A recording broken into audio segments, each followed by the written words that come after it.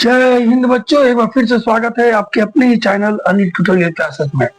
तो बच्चों, आज हम लोग एक ऐसे सब्जेक्ट पर, एक ऐसे टॉपिक पर डिस्कस करने जा रहे हैं जिसका नाम है आपदा और आपदा प्रबंध। ठीक है। और ये टॉपिक क्लास 9, 10 दोनों के लिए इम्पोर्टेंट है। इसलिए मैं एक ही वीडियो ऐसा बना रहा हूँ जिसमें कि क्लास 9 और 10 दोनों का जो भी विशेष पॉइंट है, जो भी इस चैप्टर में सारी बातें आ रही हैं, वो सारी बातें आप लोगों का क्लियर हो सके। ठीक है। इसको मैं पार्ट 1, पार्ट 2, पार्ट 3 इस तरह करके 3-4 पार्ट में बना दूंगा। और पूरा डीपली जितने भी आपके सब्जेक्ट में या आपके क्लास में जितने भी इंपॉर्टेंट टॉपिक्स है आपदा को लेके, या जितने भी आपके मन में डाउट है आपदा को लेके, उन सारी डाउट को मैं अपने सभी वीडियोस में क्लियर करने की कोशिश करूंगा। ठीक है बच्चों।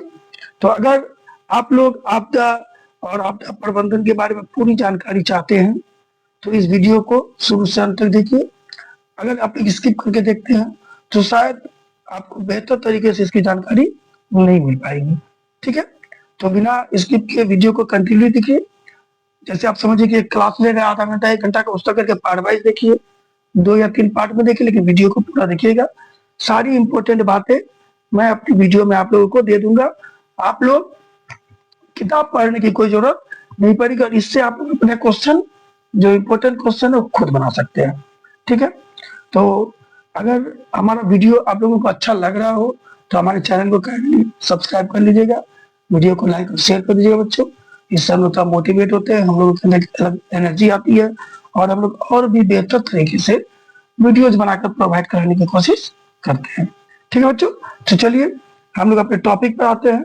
चैप्टर का नाम है, जैसे चैप्टर का नाम है क्या बच्चों? आपदा। ठीक है। अलर्ट फ्रॉम स्टॉप यारी। चैप्टर का नाम आपदा है। ठीक है। तो हम लोग आपदा के बारे में पहले पढ़ लेते हैं कि आपदा है क्या। ठीक है। तो देखिए, आपदा, आपदा का मतलब क्या होता है बच्चों? आपदा का मतलब होता है अचानक आने वाली घटना, अचानक आने वाली आफत। ऐसी घटना जो आपके जिंदगी में अचानक आए और अचानक आकर बहुत सारी चीजें बदल दे, जीवन को अस्त व्यस्त कर दे, उसको हम लोग कहेंगे आपदा। जो आपके जीवन में बहुत ज्यादा तबाही मचा दे, बहुत ज्यादा टेंशन ला दे, आपके जीवन को बदल दे या आपको बहुत ज्यादा नुकसान पहुंचाए, उनको हम लोग आपदा कहेंगे।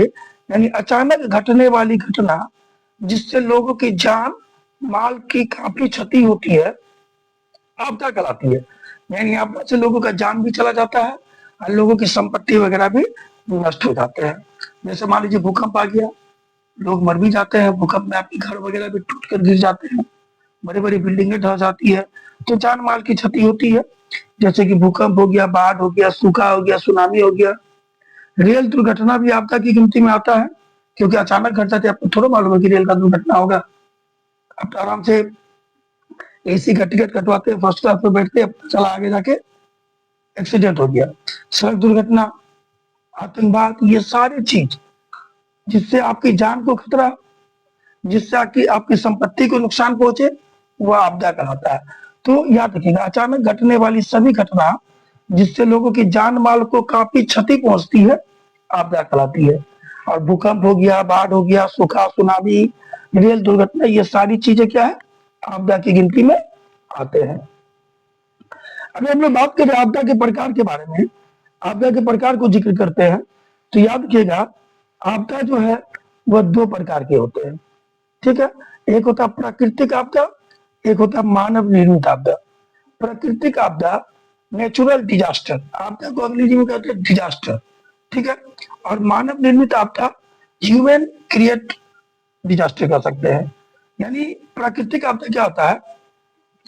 प्राकृतिक जनित कारक, यानी नेचर के द्वारा, नेचर के कारण, या नेचर के साथ अगर हम कोई गलती करते हैं तो नेचर जो हम पे प्रकोप दिखाती है, जो गुस्सा दिखाती है, यानी प्राकृतिक जनित कारकों के कारण, यानी नेचर के कारण अगर कोई आपदा, कोई घटना घटती है तो उसको हम लोग प्राकृतिक आपदा कहते हैं। यानी इसमें मनुष्य का कोई रोल नहीं है, मनुष्य का रोल नहीं है। नेचर के कारण, नेचर के कारण या नेचर में होने वाले परिवर्तन के कारण जब घटना कोई घटती है, कोई आपदा आती है, उसको हम लोग प्राकृतिक आपदा कहते हैं। जैसे मान लीजिए भूकंप, इसमें मनुष्य का कोई रोल नहीं है। बाढ़, सुनामी, चक्रवात, सूखा, ज्वालामुखी विस्फोट, भूस्खलन यानी पहाड़ों का, मट्टियों का ढहकर गिरना, ये सब क्या है? प्राकृतिक आपदा है, क्योंकि इसमें मानव की कोई भूमिका नहीं है। ये सारी की सारी प्रकृति के इशारे पर होती है, नेचर इसको करता है। ठीक है। और मानव निर्मित आपदा मतलब क्या होता है? मानव निर्मित आपदा बोलिए या मानव जनित आपदा बोलिए, एक ही चीज पर। तो मनुष्य की गलती से जो घटने वाली घटना होती है उसको मानव निर्मित या मानव जनित आपदा कहते हैं। अगर कोई आपदा मनुष्य की गलतियों के कारण घटे, मनुष्य की गलती के कारण, लापरवाही के कारण घटती है, जैसे आप शराब पी के गाड़ी चला रहे हैं, ये आपकी लापरवाही है, गाड़ी एक्सीडेंट कर गया, आप मर गए, आप गाड़ी, आपके परिवार वालों को नुकसान हो गया। तो अगर कोई आपदा मनुष्य की गलती से होता है तो उसको हम मानव जनित आपदा की श्रेणी में रखते हैं। जैसे आग लग जाना, घर में आप खाना बनाते बनाते गैस चूल्हा बंद किए बिना चले गए, या फिर चूल्हा को बुझाए बिना चले गए, आग लग गई। आप लोग सुने होंगे गांव वगैरह में आग लग जाती है गलती से, तो वो मनुष्य की गलती है। औद्योगिक दुर्घटना, कोई इंडस्ट्री, कोई उद्योग में गलती के कारण दुर्घटना हो गई, जैसे भोपाल गैस त्रासदी हुई थी। भोपाल में जो यूनियन कार्बाइड की कंपनी में जो चैम्बर था उसमें लीक होने के कारण मिथाइल आइसोसाइनाइड नामक गैस, मिथाइल आइसोसाइनाइड नामक गैस का रिसाव हुआ था, जिसमें 500 से अधिक लोग रातों रात मर गए थे। उसके अलावा और भी कई लोग मरे थे। तो वह ऐसी ही औद्योगिक आपदा, किसी फैक्ट्री में आग लग गई। तो इन सब चीजों को हम लोग औद्योगिक दुर्घटना कहते हैं। सड़क, रेल या हवाई दुर्घटना, सड़क दुर्घटना हो गई, रेल दुर्घटना हो गई, हवाई दुर्घटना हो गई, या फिर युद्ध हो गया, अचानक युद्ध हुआ। अभी आप लोगों ने देखा ना, इंडिया और पाकिस्तान में युद्ध हुआ, ये तो एक तक आपदा था ना, आपदा ही था। इससे इकोनॉमी गिर जाती है, पैसे का वैल्यू गिर गया, डॉलर के बनिस्पत। इसके अलावा लोगों की जान भी गई, यानी जान माल की भी हानि हुई। आतंकवादी हमला, इसमें भी जान माल की हानि होती है, लोग मरते हैं, बम विस्फोट कर दिए तो बड़े बड़े बिल्डिंग टूट के गिर जाते हैं, तो जान माल की हानि यहाँ भी हो रही है। प्रदूषण, पर्यावरणीय संकट, ये सारी सारी आपदाएं जो है मानव निर्मित। तो आपको समझ में आ गया, यानी प्राकृतिक जनित कारकों के कारण अगर कोई घटना घटती है तो उसको प्राकृतिक आपदा कहेंगे, जिसमें बाढ़, सूखा, भूकंप, चक्रवात ये सब आता है। और मानव की गलतियों के कारण अगर कोई आपदा घटती है तो उसको हम मानव जनित आपदा या मानव निर्मित आपदा के नाम से जानते हैं, जिनमें आग लगना, आतंकवाद, युद्ध, हवाई दुर्घटना, रेल दुर्घटना, सड़क दुर्घटना, प्रदूषण, पर्यावरणीय संकट, ये सब मानव जनित या मानव निर्मित आपदा है। ठीक है, क्लियर हो गया यहाँ तक? चलिए, अगर हमारा वीडियो अच्छा लग रहा हो तो फटाफट से चैनल को सब्सक्राइब कर दीजिए बच्चों। हो सके तो बेल आइकन भी दबा दीजिए ताकि हमारा नोटिफिकेशन टाइम भी आपको मिलता रहे। अब हम लोग एक चीज आते हैं, आपदा का प्रभाव क्या पड़ता है, आपदा हम पर क्या प्रभाव डालती है। ठीक है, तो आपदा का प्रभाव सबसे पहले तो जनहानि। आपदा में जनहानि होती है, लोगों की मृत्यु हो जाती है। मान लीजिए, कहने का मतलब, युद्ध हुआ, किसी घर में बम गिर गया तो लोग मरेंगे ही, जन की हानि होगी। सड़क दुर्घटना हुआ, कोई मर गया, लोगों की हानि हुई। ठीक है, बाढ़ आ गया, सूखा पड़ गया, लोग मरे। तो सबसे पहले आपदा में, या भूकंप आ गया, लोग मर गए। तो आपदा में सबसे पहले क्या होती है? जनहानि होती है, लोगों की मृत्यु भी होती है। आपदा में कई लोग अपना परिवार खो देते हैं, कई लोगों के परिवार समाप्त हो जाते हैं। आप लोग सुने होंगे, भूकंप आ गया, बाढ़ आ गया, पूरा का पूरा परिवार बाढ़ के खत्म हो जाता है। उसके बाद पशु और फसलों को भी हानि होती है। मान लीजिए बाढ़ पड़ गया, बाढ़ आ गया, खेत डूब गए, अनाज बर्बाद हो गई, हमारे पशु जो है वह रस्सी से बंधे हुए रह गए। बाढ़ आ गया, हम लोग भाग्य पशु को खोलना भूल गए, पशु मर गया। ठीक है, सूखा पड़ गया, फसलें बर्बाद हो गई। तो कहीं ना कहीं आपदा जो है पशुओं और फसलों को भी नुकसान पहुंचाते हैं, मकानों को, सड़कों को, संपत्तियों को भी नष्ट कर देते हैं। बाढ़ में आप लोग सुने होंगे, बड़े बड़े मकान ढह जाते हैं। ठीक है, सड़कें बाढ़ में बह जाती है, लोगों की संपत्ति नष्ट हो जाती है, बड़े बड़े बिल्डिंग, भवन वगैरह गिर जाते हैं। आग लग गया, ये भी आपदा है। आग लग गया घर में तो आपकी संपत्ति नष्ट हो गई, घर में रखा हुआ सामान नष्ट हो गया। बाढ़ में घर टूट के बह गया, तो ये सारी कहीं ना कहीं आपकी संपत्ति को भी नुकसान पहुंचा रहा है। बीमारी और भूख की समस्या उत्पन्न होती है आपदा में। बाढ़ के बाद भी भयंकर बीमारी फैलती है, ठीक है। और सूखा में आदमी भूखे मरते हैं, भूखे की समस्या आ जाती है। बाढ़ आ जाता है, चारों ओर पानी रहती है, पीने के लिए जल नहीं मिल पाता है, सूखा पड़ गया, अनाज नष्ट हो जाते हैं, भोजन नहीं मिल पाता है, तो कहीं ना कहीं बीमारी और भूख की समस्या भी उत्पन्न होती है। आर्थिक हानि भी होती है। आर्थिक हानि मतलब लोगों की संपत्ति को भी नुकसान पहुंचता है और विकास रुक जाता है। विकास रुक जाता है। आप बहुत मेहनत से पैसा जमा करके घर में रखते हैं, अचानक कोई आपदा आ गया, आफत आ गया, वो पैसा नष्ट हो गया, बर्बाद हो गया। बहुत आदमी पैसा जमा करता है कुछ चीजों के लिए, ठीक है, पैसा जमा कर लिया, अचानक घर का कोई फैमिली मेंबर बीमार पड़ गया, और फैमिली मेंबर जब बीमार पड़ गया तो पूरा पैसा उसके इलाज में खर्च हो गया। तो फैमिली मेंबर का बीमार पड़ना भी कहीं ना कहीं एक आपदा का ही गिनती में आएगा। बीमारी में भी बहुत सारे परिवार, बहुत सारे लोग बर्बाद हो जाते हैं, और बीमार जो व्यक्ति रहता है उसको बचा भी नहीं पाते हैं, उनकी संपत्ति भी समाप्त हो जाती है, ठीक है। तो आपदा का कई प्रभाव हमारे ऊपर पड़ता है। अगर हम लोग बात करें आपदा प्रबंधन, आपदा प्रबंधन मतलब क्या होता है बच्चों? आपदा प्रबंधन मतलब होता है डिजास्टर मैनेजमेंट। देखिए आपदा प्रबंधन होता क्या है, एक चीज ध्यान रखिएगा, कोई घटना घटने वाली है, आप इसको रोक नहीं सकते हैं। घटना घटना है, वो बाढ़ आना है, बाढ़ आएगी, सूखा पड़ना है, सूखा पड़ेगी, फिक्स है, इसको आप रोक नहीं सकते। लेकिन अगर हम लोग योजनाबद्ध तरीके से काम करें तो इसके प्रभाव को कम कर सकते हैं।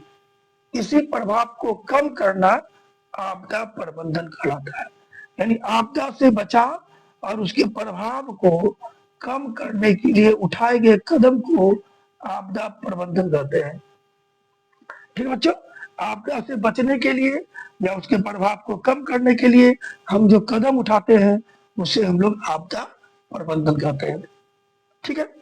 मतलब ऐसा काम जो हम लोग भविष्य को सुरक्षित रखने के लिए, आपदा को कम करने के लिए, आपदा के नुकसान को कम करने के लिए करते हैं, उसको हम लोग आपदा प्रबंधन कहते हैं। जैसे पूर्व तैयारी, हम लोग बाढ़ वाले एरिया में रह रहे हैं तो बाढ़ आने के पहले तैयारी कर लेंगे, नाव का व्यवस्था कर लेंगे, बांध अगर कहीं कमजोर है तो उसकी मरम्मत करवा देंगे, तैरने का प्रशिक्षण ले लेंगे, चेतावनी दे देंगे माइकिंग के द्वारा कि भाई बाढ़ आने वाला, सब अपने अपने जगह पर सुरक्षित चले जाइए।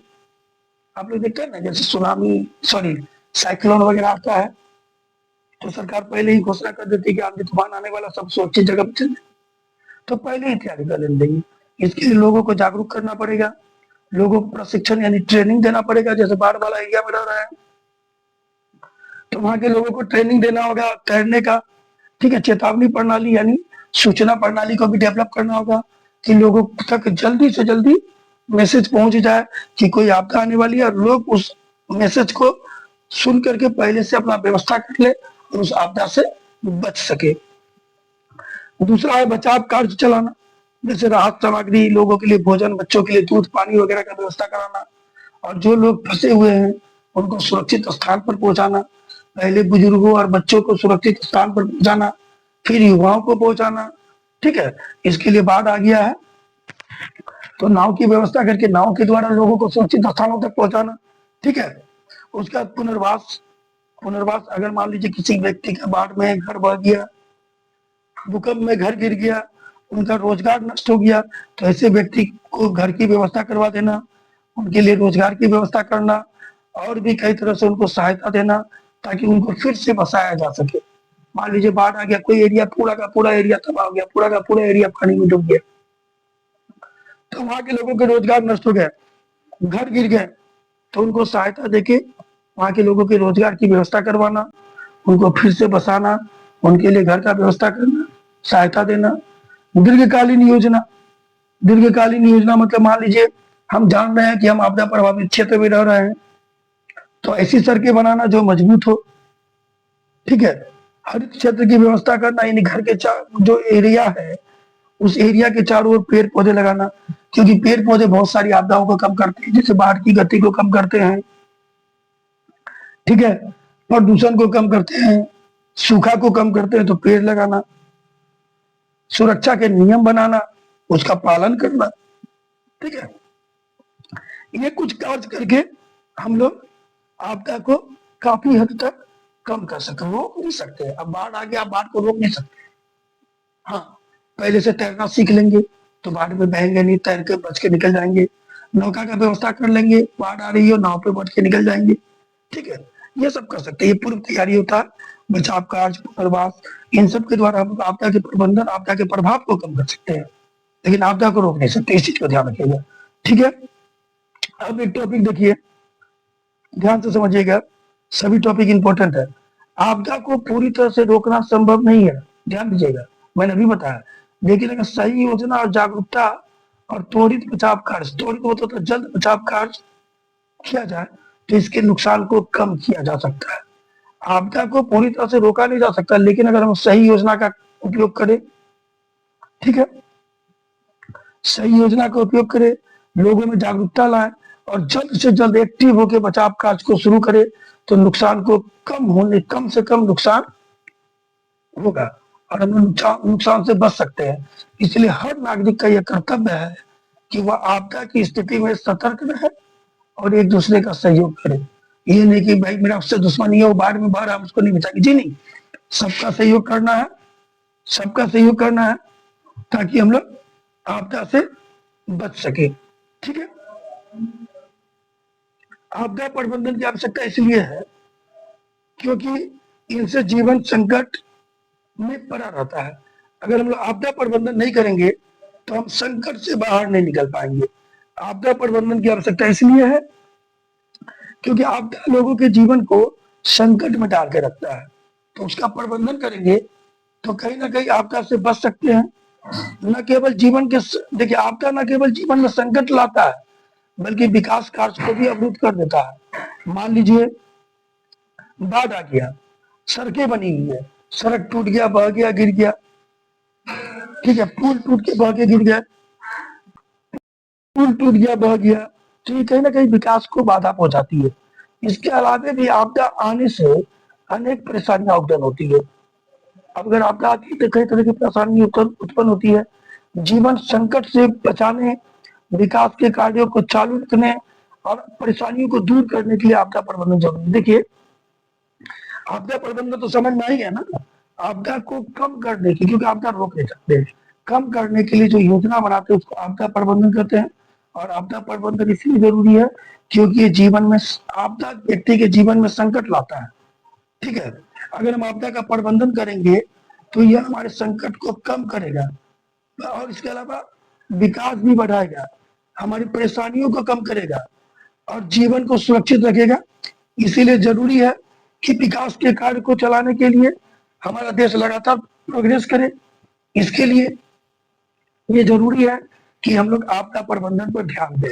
ठीक है, अब सड़क बना रहे हैं, बांध बना ही नहीं है, सड़क बनाने में करोड़ों रुपया खर्च कर दिए, पुल बनाने में करोड़ों रुपया खर्च कर दिए, पता चला अगले साल बाढ़ आया, सड़क और पुल को बहा के लेके चला गया। तो कहीं ना कहीं आपदा हमारे विकास को रोक देती है। हम हर साल सड़क और पुल नहीं बना सकते हैं।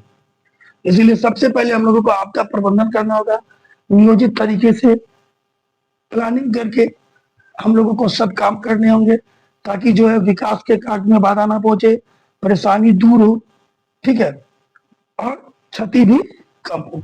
ठीक है, अब ये समझ में आ गया, आप लोगों का क्लियर हो गया कि आपदा और आपदा प्रबंधन क्यों आवश्यक है। पूछ सकता है कि आपदा प्रबंधन क्यों आवश्यक है। ठीक है, और आपदा प्रबंधन क्या है। चलिए अब अगला क्वेश्चन को देखते हैं। अब अगला टॉपिक पढ़ते हैं, ध्यान दीजिएगा। आपदा प्रबंधन की संकल्पना से तात्पर्य यह है कि आपदा से लोगों को बचाया जा सके। यानी आपदा प्रबंधन की संकल्पना का मतलब है कि लोगों को आपदा से बचाया जा सके ताकि जान माल की क्षति नहीं होने पाए। आपदा प्रबंधन का मतलब होता है लोगों को आपदा से बचाना ताकि जान माल की क्षति न हो, जान माल को नुकसान न हो, सामाजिक सुविधा के लिए चलाए जा रहे विकास कार्यों में कोई बाधा ना हो, सामाजिक विकास के लिए, जो सामाजिक कार्यों के लिए, समाज के लोगों की सुविधा के लिए जो विकास के कार्य चलाए जा रहे हैं, जो सड़कें, बीच बनाए जा रहे हैं, जो बड़े बड़े भवन बनाए जा रहे हैं, उनमें कोई बाधा उत्पन्न न हो, विकास का कार्य चलता रहे। यही कारण है कि प्रबंधन की आवश्यकता तथा अनिवार्यता निश्चित करना जरूरी है। क्योंकि अगर हम लोग आपदा प्रबंधन नहीं करेंगे तो कहीं ना कहीं जो विकास का कार्य है में अवरोध पैदा होगा, और अवरोध पैदा होगा तो हमारा विकास का कार्य रुक जाएगा। ठीक है, जैसे कि अगर गौर करते हैं, हम लोगों का बिहार दो भाग में है, एक नॉर्थ बिहार, एक साउथ बिहार। आप लोग को बता देते हैं जो नॉर्थ बिहार है वो हमेशा बाढ़ से ग्रसित रहता है, साउथ बिहार में हमेशा सूखा पड़ता है। ठीक है, दोनों बिहार हमारा कहीं ना कहीं बाढ़ और सूखे की मार को झेल रहा होता है। ठीक है, जैसे उत्तर बिहार में कोसी क्षेत्र में लोग उसके अभ्यस्त हो गए हैं। उत्तर बिहार के कोसी क्षेत्र में रहने वाले लोग बाढ़ के आदी हो गए, हम तो पता है कि हर साल बाढ़ आना है, इसीलिए वो उसके आदी हो गए, वो स्वयं उससे निकल लेते हैं। तो इसको निकलने के लिए कहीं ना कहीं ट्रेनिंग जरूरी है। जैसे उत्तर बिहार के लोग जो कोसी क्षेत्र में रहते हैं वो ट्रेंड है, वो तैरना जानते हैं, नाव चलाना जानते हैं, नाव की व्यवस्था रखते हैं, और बाढ़ आने के पहले वो सारी व्यवस्था कर लेते हैं, वो उससे निकल जाते हैं। जैसे कि 2008 में आप लोगों को मालूम है कुसहा के पास नेपाल में बांध टूट जाने से भयंकर तबाही मची थी, कई लोग मरे थे। ठीक है, इस बाढ़ ने सारी सीमाएं लांघ दी थी, बड़े बड़े बिल्डिंग पानी के अंदर दह गए थे, फंस गए थे। ठीक है, इसमें राज्य सरकार ने बहुत ही अच्छा काम किया। सरकार के अलावा स्वयंसेवी संस्थाओं ने भी काम किया, सभी ने मिलकर लोगों की मदद की, लोगों तक सुविधाओं को पहुंचाया, और काफी हद तक आपदा पे हम लोग आपदा को कंट्रोल करने में सक्षम हुए, बट आपदा को रोक नहीं सके। बाढ़ आना था यार, लेकिन नुकसान भी हुआ यार, लेकिन उतना नुकसान नहीं हुआ जितना पहले की आपदा में होता था। ठीक है, इसीलिए आपदा प्रबंधन का मेन जो संकल्पना है बच्चों, वह क्या है? जान माल की क्षति को कम से कम होने देना, यानी इतना नहीं करना कि जान माल को काफी नुकसान पहुंचे। ठीक है, और आगे देखते हैं। यह दूसरी बात है कि केंद्र की कांग्रेसी सरकार मदद का वादा करने के बाद भी दुबक गई थी। देखिए, केंद्र की कांग्रेसी सरकार जो थी मदद का वादा करने के बाद दुबक गई थी, यानी केंद्र में जब कांग्रेसी सरकार थी तो उस समय बिहार में ये स्थिति नहीं थी।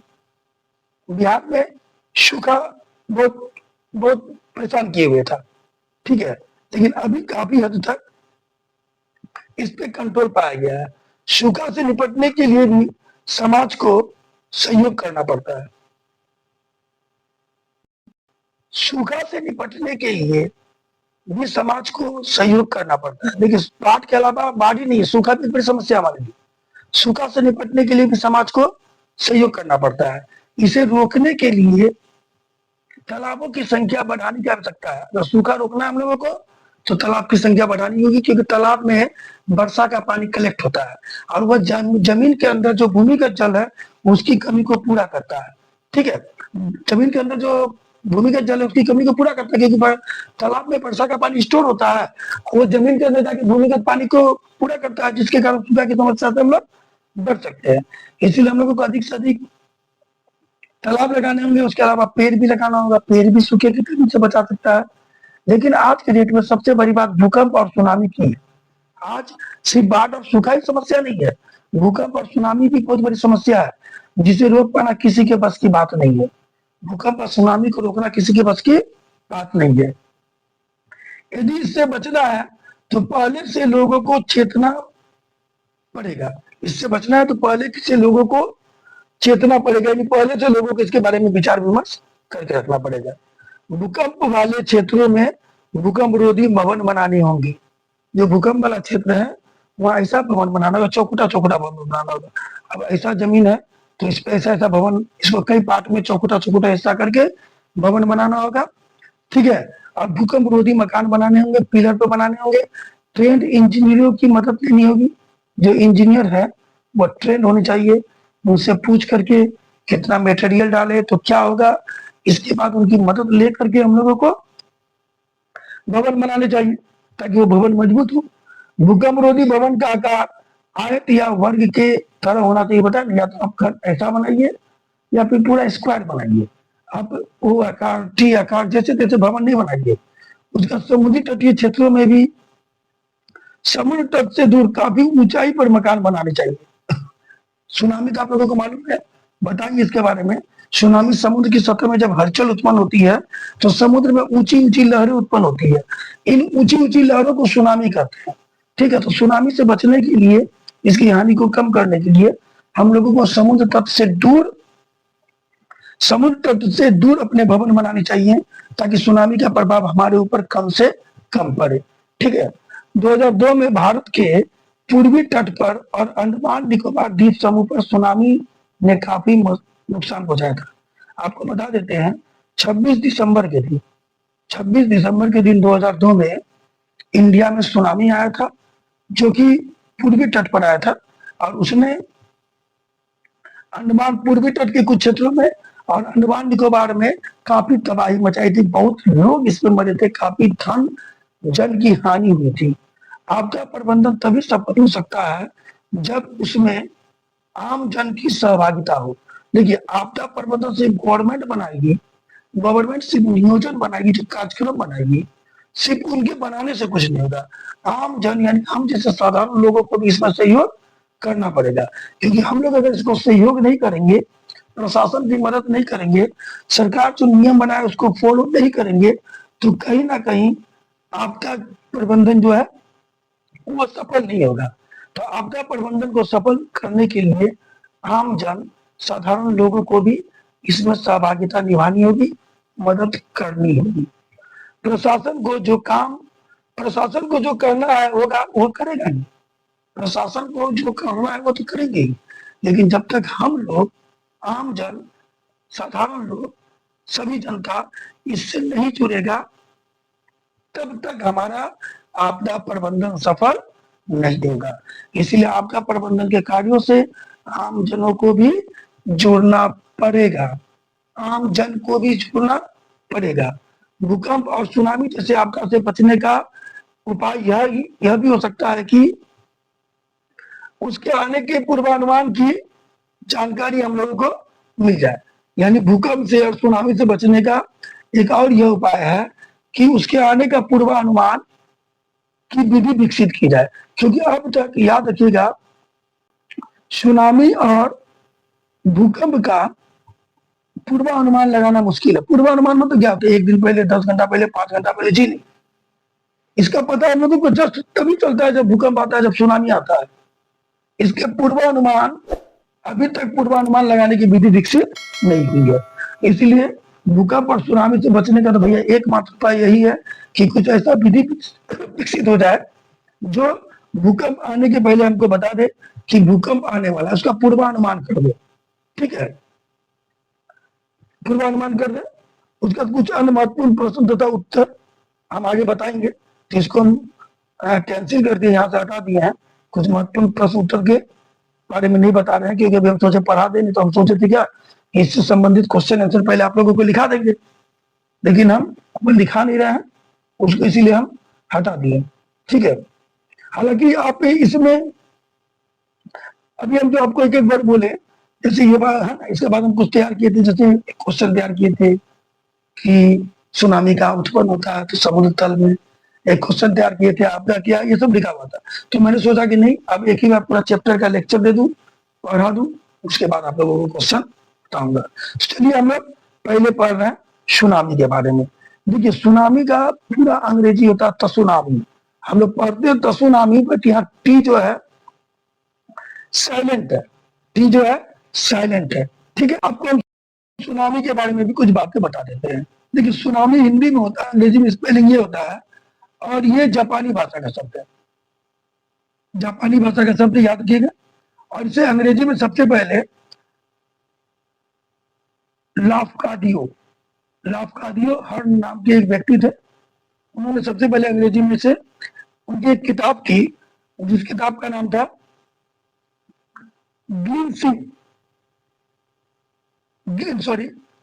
ग्लिमिक्स और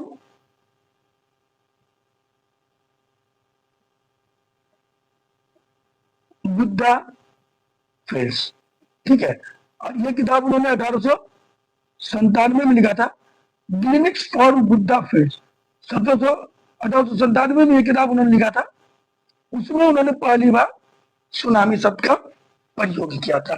ठीक है, लेकिन इसका पहला उपयोग 1896 में नेशनल जियोग्राफी की एक पुस्तक थी, एक पत्रिका थी नेशनल जियोग्राफी की। उस नेशनल जियोग्राफी की एक पत्रिका में पहली बार मैगजीन में इसको छापा गया था। ये जो सुनामी है, तसुनामी, ये दो शब्द से बना है। पहला है तसु, ठीक है, दूसरा है नामी। अंग्रेजी में देखिए तो इसको तसुनामी कहेंगे, बट हम लोग पढ़ते हैं सुनामी। तसु का मतलब होता है बंदरगाह और नामी का मतलब होता है लहर, यानी बंदरगाह पर आने वाले लहर को सुनामी कहा। ठीक है, इस चीज को याद रखिएगा, बंदरगाह की लहर को सुनामी कहा गया। तो और ये जापानी भाषा का शब्द है। ठीक है, मैंने उसकी उत्पत्ति आप लोगों को बता दी। अब चलिए इस पर डिस्कस कर लेते हैं। सुनामी होता क्या है? सुनामी होता क्या है? तो समुद्र के अंदर जब भूकंप या ज्वालामुखी विस्फोट, समुद्र के अंदर भूकंप हुआ, समुद्र के अंदर भी ज्वालामुखी रहता, मालूम है? उसमें जब विस्फोट होता है, कहीं भूसंकलन हो गया या उल्का पिंड गिर गया, इसके कारण समुद्र की सतह में हलचल पैदा होती है और उस हलचल के कारण अत्याधिक ऊंची ऊंची लहरें उत्पन्न होती है। इन्हीं लहरों को हम लोग सुनामी कहते हैं, जो काफी तबाही मचाती है। तो सिंपल सा जवाब देंगे कि समुद्र के अंदर होने वाली हलचल के कारण, समुद्र के अंदर होने वाली हलचल के कारण जब समुद्र में ऊंची ऊंची लहरें उत्पन्न होती है, ऊंची ऊंची लहरें उत्पन्न होती है जो काफी विनाश लाती है। समुद्र तट पर जब ये लहरें पहुंचती है ना, काफी विनाश लाती है। इन्हीं लहरों को, इन्हीं क्रिया, इसी कार्य को हम लोग या इसी स्थिति को हम लोग सुनामी कहते हैं। समुद्र के अंदर होने वाले हलचल के कारण जब समुद्र के अंदर ऊंची ऊंची लहरें उत्पन्न हो, समुद्र में ऊंची ऊंची लहरें उत्पन्न हो और यह लहर जब जब तटीय भाग से यानी बंदरगाह से टकराती है, तो यह कंडीशन सुनामी कहलाती है। ठीक है, अब सुनामी का कारण हो सकता है भूकंप, सुनामी के कारण हो सकता है ज्वालामुखी विस्फोट, भूस्खलन, उल्का पिंड का गिरना, या फिर समुद्र के अंदर की सतह में कोई क्रिया होना, कोई हलचल होना। ठीक है, तो ये सब सुनामी कहलाता था। हम सिंपल सा जवाब देंगे कि समुद्र के अंदर उतना क्या लिख लेंगे, लेकिन सिंपल बात, समुद्र के अंदर होने वाली हलचल के कारण समुद्र में जब ऊंची ऊंची लहरें उत्पन्न होती है, तो ये लहरें काफी विनाश मचाती है समुद्र तट पर पहुंचकर, और इन्हीं लहरों को हम लोग सुनामी कहते हैं। ठीक है, आंसर मैं लिखाऊंगा आप लोगों को। अब सुनामी कैसे आते हैं, इस पे भी थोड़ा सा डिस्कस कर लेते हैं। ठीक है, जब समुद्र के नीचे भूकंप आता है तो समुद्र की सतह हिल जाती है और उसके हिलने से समुद्र में ऊंची ऊंची लहरें उत्पन्न होती है जो तटीय इलाके से टकराती है, तटीय इलाके से टकराती है और वह विनाश पैदा करती है। तो सबसे पहला कारण होगा समुद्र के नीचे हलचल होना। दूसरा होता है इससे पानी का बड़ा भाग अचानक ऊपर उठता है। जब समुद्र के अंदर भूकंप आता है तो पानी का बड़ा भाग ऊपर उठता है और इसके ऊपर उठने के कारण ये ऊंचाई से, बहुत ऊंचाई से आगे किनारे से टकराती है और भूकंप आता है। यह ऊर्जा लहरों के रूप में चारों ओर फैल जाती है। ये जो ऊंची ऊंची लहरें हैं, ये जो समुद्र के अंदर भूकंप आया या और भी कोई कारण है, उसके भूकंप आने के कारण या उसके कुछ और क्रिया होने के कारण जो लहरों की एनर्जी रहती है, वो पूरी एनर्जी तटीय भाग से टकराती है, स्थलीय भाग से टकराती है और हमें हमारे चारों ओर तबाही मचा देती है। चारों ओर जल दिखता है, घर टूट जाते हैं, बह जाते हैं, लोगों की जान चली जाती है। और ये लहरें जो है समुद्र की गहराई में धीमी दिखती है। जब समुद्र के किनारे रहती है ना, समुद्र में जब उड़ती है समुद्र तो धीमी दिखती है, लेकिन जैसे ये किनारे पर पहुंचती है काफी ऊंचाई, कई मीटर ऊंची इसकी ऊंचाई हो जाती है। बीच समुद्र में ये लहर की ऊंचाई उतना नहीं दिखेगा क्योंकि समुद्र गहरा होता है, लेकिन जैसे किनारे पे पहुंचती है गहराई घटती है और ये लहर की ऊंचाई बहुत ज्यादा हो जाती है और ये काफी तबाही मचाती है। ठीक है, बीच समुद्र में ये लहरें जो है थोड़ी धीमी दिखती है, लेकिन जब वो किनारे पे आती है तो बहुत ऊंची हो जाती है और काफी तबाही मचाती है। सुनामी प्रभाव क्या डालता है हम पर? सुनामी हम पे काफी प्रभाव डालता है। भारी मात्रा में जान माल की हानि होती है। जो 26 दिसंबर 2002 को जो सुनामी आया था उसमें लाखों लोग मरे थे, लाखों लोग इसमें मर सकते हैं। शहर गांव खेत पूरी तरह से डूब जाते हैं। शहर का शहर डूब जाता है, गांव का गांव डूब जाता है, खेत डूब जाते हैं। ठीक है, शहर गांव खेत पूरी तरह से डूब जाते हैं, लाखों लोग मरते हैं, मकान सड़क पुल गाड़ियां ये नष्ट हो जाती हैं। ठीक है, पीने का पानी दूषित हो जाता है, क्योंकि समुद्र का पानी और गंदगी आकर मिल जाता है। सुनामी के बाद भयंकर बीमारी फैलती है। क्यों फैलती है? क्योंकि मवेशी वगैरह मनुष्य वगैरह जानवर वगैरह जो मर जाते हैं उनके लाश सड़ते हैं, और ये सड़ने के बाद प्रदूषण फैलाते हैं, पानी को दूषित कर देते हैं, स्थलीय भाग को दूषित कर देते हैं, और भयंकर बीमारी फैलती है। लंबे समय तक आर्थिक और सामाजिक संकट रहता है, क्योंकि सुनामी लोगों का जिंदगी तबाह कर देता है, घर खत्म हो जाता है, रोजगार खत्म हो जाते हैं। इसलिए लोगों को लंबे समय तक आर्थिक और सामाजिक संकट का सामना करना पड़ता है। ठीक है, अब हम लोग देखते हैं सुनामी से बचेंगे कैसे। सुनामी से बचने का सबसे पहला है कि चेतावनी प्रणाली को डेवलप करें। हालांकि अभी तक हमारे पास ऐसी कोई सुविधा नहीं है, फिर भी समुद्र में सेंसर का प्रयोग करके या सैटेलाइट के जरिए सुनामी की जानकारी पहले प्राप्त कर सकते हैं, और हम लोग तटीय इलाके को जल्द से जल्द सूचना देकर उसको खाली करवाकर कुछ हद तक क्षति को कम कर सकते हैं।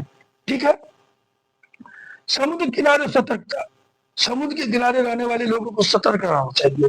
ठीक है, समुद्र का पानी अचानक पीछे हटे तो तुरंत ऊंचाई वाले स्थान पर चले जाइए। समुद्र का पानी पीछे हट रहा है ना, पीछे हट रहा है, तो इसका मतलब समझिए कि वह पानी को पीछे खींच के ऊंचा लहर उत्पन्न हो रहा है। और वही लहर, क्योंकि देखिए पहले तो पीछे जितना तेजी से पीछे खसकेगा उतना ही तेजी से आगे आएगा।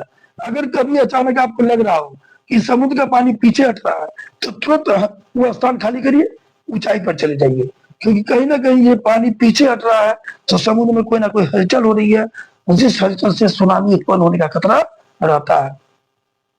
ठीक है, और समुद्र के किनारे ज्यादा समय तक उस कंडीशन में नहीं रहना चाहिए जब आपको लगे कि समुद्र का पानी पीछे हट रहा है। इन सब चीजों पर भी हम लोगों को ध्यान देने की जरूरत है। अगला है जागरूकता। तटीय क्षेत्र में रहने वाले लोगों को सुनामी के बारे में जानकारी रखनी चाहिए।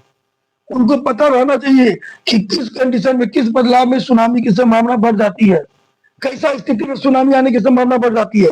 लोगों को इसके प्रति जागरूक रहना चाहिए, और इसके अलावा लोगों को प्रशिक्षण भी देना चाहिए, ट्रेनिंग भी देना चाहिए कि सुनामी से बचने के लिए क्या करेंगे, सुनामी से किस प्रकार बचा जा सकता है। इसकी ट्रेनिंग प्रशिक्षण भी लोगों को देनी चाहिए। ठीक है, इसके अलावा कुछ और काम है, और भी कुछ चीजें हैं जिसको हम लोग गौर कर सकते हैं। सुरक्षित निर्माण। तटीय इलाके में घर जो है पक्के के और ऊंचाई वाले घर बनाए जाने चाहिए। तटीय इलाके में ऊंचाई वाला घर, यानी जो पहला मंजिला है, जैसे अपने यहाँ 10-12 फीट का बनता है, तो तटीय इलाके में कम से कम 15 फीट ऊंचा बनाइए, ताकि अगर नीचा पानी भर भी जाए तो आप ऊपर छत पर रह सकिए। ठीक है, और बचाव तथा राहत दल को एक्टिव रहना चाहिए। बचाव तथा राहत दल को एक्टिव रहना चाहिए। ठीक है, बचाव तथा राहत दल को एक्टिव रहना चाहिए। और सरकार को तुरंत राहत सामग्री, भोजन, दवाइयां, बच्चों के लिए दूध, पानी वगैरह का व्यवस्था कर देना चाहिए, क्योंकि सारे की सारी चीज सुनामी में बह जाते हैं। लोगों के पास बचता कुछ नहीं है, घर से बेघर हो जाते हैं। उनके लिए टेंट, प्लास्टिक, भोजन, दवाइयां, ठीक है, ये सब बचाव दल के साथ भेजने चाहिए, ताकि उनको जल्द से जल्द वो सारी चीजें मिले, भोजन मिले, पानी मिले। क्योंकि पानी तक की किल्लत हो जाती है, समुद्र का पानी तो पी नहीं पाएंगे, चारों ओर समुद्र का पानी हो जाता है, मवेशी वगैरह मर जाते हैं, लोगों की लाशें पड़ी जाती है, पानी दूषित हो जाता है, बीमारियां फैलने लगती है। तो इन सब से बचने के लिए सरकार को एक्टिव होना होगा, तुरंत बचाव दल को सुनामी वाले स्थान पर भेजना होगा। सुनामी एक प्राकृतिक आपदा, ध्यान दीजिए, क्या अब तक क्या समझ में आया हम लोगों को कि सुनामी जो एक प्राकृतिक आपदा है, जिसे पूरी तरह से रोकना संभव नहीं है। क्योंकि यह ऐसा नहीं कि आप बड़ा सा दीवार और बांध में खड़ा कर दीजिएगा ना, फिर भी सुनामी तबाही मचाएगा।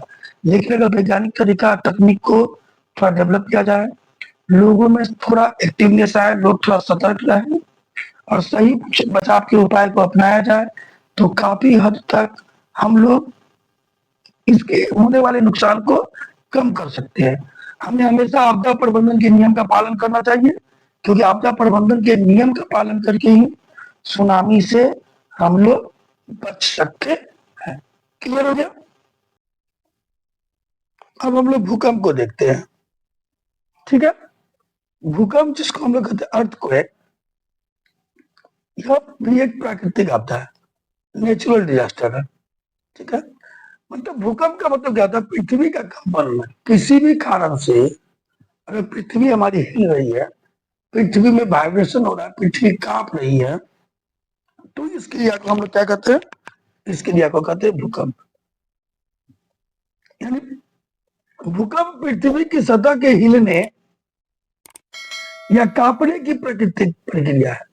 यानी पृथ्वी की सतह का हिलना और पृथ्वी की सतह का कांपना भूकंप कहलाता है। अगर पृथ्वी की सतह हिल रही है या कांप रही है तो वह भूकंप कहलाती है।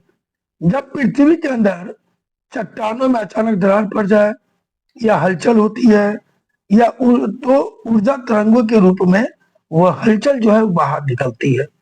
पृथ्वी के अंदर अचानक दरारों में या फिर और किसी कारण से पृथ्वी के अंदर हलचल होती है तो ऊर्जा तरंगे बाहर निकलती है और वही ऊर्जा तरंगे भूमि को हिलाने लगती है, जिसको हम लोग कहते हैं भूकंप।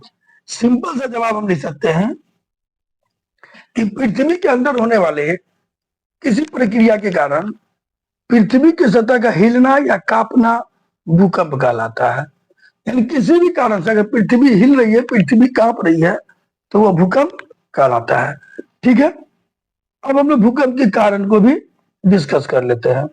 देखिए, भूकंप के जो कारण है वह कई कारण है। ठीक है, जिनमें से ये तीन प्रमुख है जिसको हम लोग अभी बताने जा रहे हैं। वह क्या है, पहला है प्लेट विवर्तन सिद्धांत। ये प्लेट विवर्तन हम लोगों को मालूम है, हमारे पृथ्वी में पृथ्वी के अंदर 7 बड़े और लगभग 8 या 9 छोटे तथा बहुत छोटे तो सैकड़ों है, 100 से अधिक प्लेट है।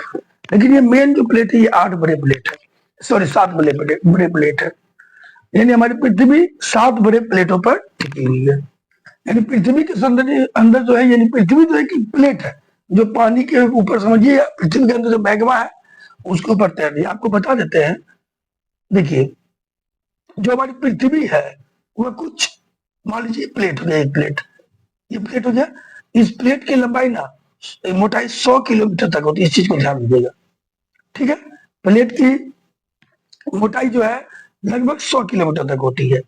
यही प्लेट कहीं धस जाता है, कहीं उड़ जाता है, तो जहां धसता है वहां महासागर बन जाता है, जहां उड़ता है वहां पर्वत पठार बन जाते हैं। ठीक है, हम लोग जानते हैं ये मोटाई 100 किलोमीटर तक है, धसा कितना है तो 11 से 12 किलोमीटर धसता है। 11 से 12 किलोमीटर धसा है, ये जो धस गया तो महासागर बन गया, उठ गया तो पहाड़ बन गया। इस चीज को ध्यान दीजिएगा। इसी प्लेट पर हमारे पूरा पृथ्वी टिका हुआ है। लगभग 7 बड़े और 9 मीडियम साइज के और 100 से अधिक छोटे प्लेट है। देखिएगा, अगर आप लोग गौर के धसता भी कितना होगा, खूब से खूब धसा होगा, तो आपको बता देते हैं लगभग 11 किलोमीटर गहराई पाई गई है। सबसे गहरा स्थान प्रशांत महासागर में, जो लगभग 11 किलोमीटर गहरा है। यानी पृथ्वी अगर खूब धसी है तो कहीं 11 किलोमीटर धसी है। और उठने के बारे में आपको मालूम है कि हिमालय सबसे ऊंचा 8,848 मीटर। ठीक है, ठीक है, लगभग 8,848 मीटर ऊंचा हिमालय है। यानी 9 किलोमीटर से भी कम हो गया, 9 किलोमीटर से भी कम हो गया। यानी यही प्लेट की मोटाई 100 किलोमीटर तक होती है। जहां वो धसते चल गई तो महासागर बन गया, उठते चल गई तो पहाड़ बन गया। ये धसा हुआ भाग की अधिकतम गहराई प्रशांत महासागर में नोट की गई, जो लगभग 11 किलोमीटर है। और ऊंचाई जो है पृथ्वी पर सबसे ऊंचाई हिमालय है, जो लगभग 8,848, अभी बढ़ के 49 भी हो गया, वो 49 भी लिखते हैं। 8,849 मीटर ऊंचा हो गया, लगभग आपको 9 किलोमीटर के आसपास वो ऊंचा है। यानी ऊंचाई 9 किलोमीटर की गई है, गहराई 11 किलोमीटर तक गया। यहाँ देखिए, पृथ्वी की जो सबसे गहरी स्थान है वहां पर अभी तक कोई नहीं पहुंचा है। यानी प्रशांत महासागर की जो सबसे गहराई नापी गई है वहां तक अभी तक कोई नहीं गया हुआ है। तो यही प्लेट जब खिसकते हैं तो पूरे पृथ्वी को क्या करते हैं, अनबैलेंस कर देते हैं, और जिसके कारण पृथ्वी पर कंपन होती है, और कंपन के कारण क्या आता है, बाढ़ आता है, सॉरी भूकंप आता है। ठीक है, तो याद रखिएगा ये प्लेट विवर्तन सिद्धांत, जिसको प्लेट टेक्टोनिक्स भी कहते हैं, पृथ्वी की सतह पर कई बड़ी प्लेटें होती है, या पृथ्वी जो है कई बड़ी प्लेटों से बनी हुई है। इन प्लेटों में आपसी टकराव जब होता है, जब ये आपस में टकराती है या वो खिसकती है, तो ऐसी स्थिति में क्या आता है, भूकंप आता है। तो पहला कारण है प्लेटों का टकराना या खिसकना। दूसरा कारण है ज्वालामुखी विस्फोट। जब ज्वालामुखी विस्फोट होता है, जैसे ज्वालामुखी है, विस्फोट के अंदर से जब मैग्मा बाहर निकली, तो जो ये बाहर निकलती है मैग्मा, तो इसके निकलने के कारण अंदर भी, पृथ्वी के अंदर हलचल पैदा होता है। उस हलचल के कारण भी पृथ्वी कांपने लगती है। तो दूसरा कारण हो गया ज्वालामुखी विस्फोट। ठीक है, मेन यही दो कारण है, प्लेट विवर्तन यानी प्लेट टेक्टोनिक्स और ज्वालामुखी विस्फोट। इसके अलावा एक कारण है भूमिगत विस्फोट, यानी बहुत सारे देश जमीन के अंदर परमाणु परीक्षण करते हैं, और इन परमाणु परीक्षण के करने के कारण भी, या खादान के अंदर विस्फोट करते हैं, कोयला का खादान हो गया या और भी खादान हो गया। विस्फोट करने के कारण भी पृथ्वी की सतह पर कंपन होता है और भूकंप आता है। अगला है दरार या भ्रंश, जिसको फॉल्ट्स कहते हैं। यानी पृथ्वी की चट्टानों में जब दरारें बनने लगती है, तो इस दरारों के बनने के कारण भी भूकंप आता है। तो इस प्रकार के भूकंप के कई कारण, इसके अलावा और भी एक कारण बता सकते हैं, बांध बनाना। बांध बनाना भी भूकंप का एक कारण हो सकता है, क्योंकि मान लीजिए नदी का पानी आ रहा है, हमने यहाँ बांध बना दिया, तो नदी का पानी अब बहुत मात्रा में जमा होने लगा, जिसके कारण पृथ्वी के ऊपर दबाव पड़ी और प्लेट थोड़ा सा भी खिसका, तो ऐसी स्थिति में भूकंप आ सकता है। तो ये कुछ आने के मेन पॉइंट्स थे जो मैंने आपको बताया, भूकंप आने के कारण थे। ठीक है, अब हम लोग देखते हैं भूकंप का माप। ध्यान दीजिएगा, भूकंप की जो माप है रिक्टर स्केल में की जाती है। किसमें की जाती है? रिक्टर स्केल में। भूकंप हमारा मापा जाता है रिक्टर स्केल में। जो भूकंप है ना, उसकी तीव्रता वो कितना तेज आया है, ये रिक्टर स्केल में मापा जाता है। और इस रिक्टर स्केल के बारे में थोड़ा बातें हम आपको बता दें। इसको 1934 में बनाया गया था, जिसको बनाने वाले थे चार्ल्स एफ रिक्टर। इसको चार्ल्स एफ रिक्टर ने 1934 में बनाया था, इसलिए इस स्केल को हम लोग रिक्टर स्केल भी कहते हैं। ठीक है, जो भूकंप तरंगों को मापता है और बताता है कि भूकंप कितना तीव्र आया है। और याद रखिएगा, रिक्टर स्केल में एक मान बढ़ना, मान लीजिए 7 रिक्टर का भूकंप था और वो 8 रिक्टर का हो गया, तो उसकी स्पीड 10 गुना बढ़ गई। यानी 7 रिक्टर में पृथ्वी 1 सेकंड में 10 बार कंपन किया, तो 8 रिक्टर में पृथ्वी 1 सेकंड में 100 बार कंपन करेगा, और 9 रिक्टर में पृथ्वी 1 सेकंड में 1000 बार कंपन करेगा। यानी रिक्टर पैमाना पर एक मान बढ़ना उसके कंपन को 10 गुना बढ़ने के बराबर माना जाता है। तो याद रखिएगा, रिक्टर स्केल जो है चार्ल्स एफ रिक्टर के द्वारा 1934 में डेवलप किया गया है। ठीक है, और जो भूकंप की तीव्रता को बताता है, भूकंप के कंपन को बताता है। और इसका मुख्य केंद्र, जो केंद्रीय बिंदु होता है जहां भूकंप उत्पन्न होता है, उसको फोकस कहते हैं। और सतह पर जहां वो आता है उसको हम लोग उप केंद्र ईपी सेंटर के नाम से भी जानते हैं। ठीक है, और भूकंप की तरंगों को जो यंत्र द्वारा मापा जाता है उसको हम लोग कहते हैं सिस्मोग्राफ। यानी जिस यंत्र द्वारा रिक्टर स्केल का उपयोग करके हम लोग भूकंप को मापते हैं उसे सिस्मोग्राफ कहते हैं। ठीक है, क्लियर हो गया। अब हम लोग देखते हैं भूकंप का प्रभाव। देखिए, मैंने पहले ही बता दिया था कि कोई भी आपदा है उसका पहला प्रभाव जनहानि होगा ही, क्योंकि भूकंप आती है, पृथ्वी कांपते हैं, बड़े बड़े भवन गिर जाते हैं, यहाँ तक कि भूकंप आने से सुनामी भी आ जाता है। इसीलिए हम लिख सकते हैं इसका पहला प्रभाव कि इसमें लोग मरते हैं, बड़ी संख्या में लोग इसमें मारे जाते हैं। जन की हानि होती है, लोगों की हानि होती है, लोग मरते हैं। दूसरा आपदा का पॉइंट होता है संपत्ति का हानि। यानी भूकंप आएगा, मकान गिरेंगे, सड़कें टूट जाएंगी, पुल गिर जाएंगे, रेल मार्ग का पटरी वगैरह ध्वस्त हो जाएगा, बड़ी बड़ी इमारतें गिर जाएंगी, कहीं ना कहीं यह संपत्ति को भी नुकसान पहुंचाता है। प्राकृतिक आपदा यानी भूकंप आने से पहाड़ टूटने लगती है, नदियों का मार्ग बदल जाता है, भूसंकलन भी होता है, भूसंकलन भी होता है। तो भूकंप प्राकृतिक आपदा को भी लाने के लिए जिम्मेवार है। और सुनामी, अगर यही भूकंप समुद्र के नीचे आ जाए, समुद्र के तल पर आ जाए, समुद्र है इसके तल पर आ जाए, तो समुद्र में ऊंची ऊंची लहरें उत्पन्न होने लगती है, और इसी स्थिति को हम लोग क्या कहते हैं, सुनामी कहते हैं, जिसके बारे में मैंने आपको पहले बता दिया है। ठीक है, और इसके बाद यह और भी एक प्रभाव डालता है, जो है मनोवैज्ञानिक असर। अगर किसी के परिवार के मेंबर भूकंप आने पे मर गए हो, या किसी की बड़े बड़े बिल्डिंग वगैरह धंस गया हो, ठीक है, ठीक है, बिल्डिंग वगैरह ढह गए हो, भवन वगैरह गिर गए हो, तो ऐसी स्थिति में वह व्यक्ति जो है लंबे समय तक डरा रहता है, भय वाला जिंदगी जीता है, उसको एक उसका साइकोलॉजिकल रूप से वह बहुत वीक हो जाता है, उसको एक अजीब सा फील होता है, अजीब सा डर रहता है। तो कहीं ना कहीं भूकंप लोगों पे मनोवैज्ञानिक प्रभाव भी डालता है। अगर आप भूकंप से बचाव, अब भूकंप से बचेंगे कैसे भैया? तो भूकंप से बचने का सबसे मेन तरीका है भूकंप रोधी इमारत बनाएं। अगर आप भूकंप वाले एरिया में रह रहे हैं तो ऐसी इमारतें बनाइए जो भूकंप रोधी हो, भूकंप आने पे उस पर कोई प्रभाव न पड़े।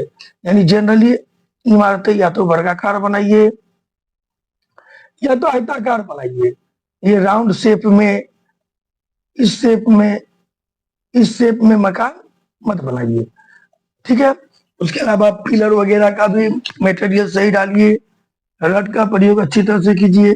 सारी चीज आपको इंजीनियर क्लियर बता देते हैं, उन्हीं के अनुसार मकान बनाने चाहिए, नहीं तो इसका नुकसान होगा, मकान टूट जाएगी, और मकान टूटेगा तो टूटेगा, आपकी जान भी जा सकती है।